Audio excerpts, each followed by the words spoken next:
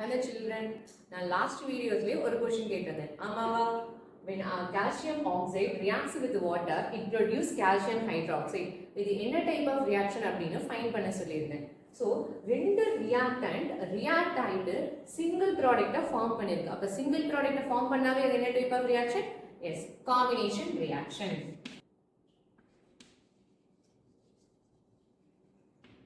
So நீங்கள் எல்லாரும் mostly fine பண்ணியிருப்பீங்கன்னு நினைக்கிறேன். ஹலோ சில்ட்ரன், இன்னைக்கு நம்ம என்ன பார்க்க போகிறோம் அப்படின்னா நம்ம first chapter chemical reactions and equation இருக்க ப்ரீவியஸ் இயர் கொஸ்டின் பேப்பர் தான் பார்க்க போகிறோம். இது 2020 போர்டு எக்ஸாமில் கேட்ட questions. Okay, identify the type of each of the following reactions.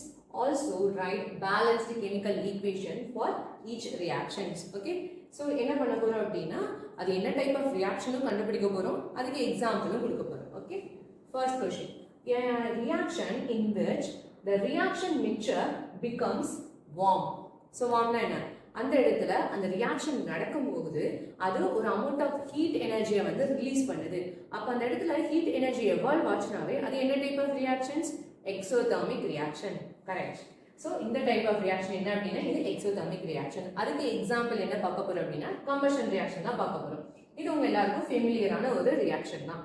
So methane, when reacts with oxygen, it produces carbon dioxide, water and heat energy. So இந்த reactionல என்ன இருக்கு? இது heat energy-ய produce பண்ணிருக்கு. Okay, heat energy or evolve ஆயிருக்கு.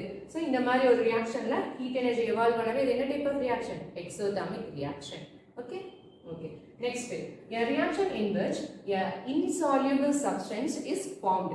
So insoluble substance நாவே நம்ம identify பண்ணிரலாம்.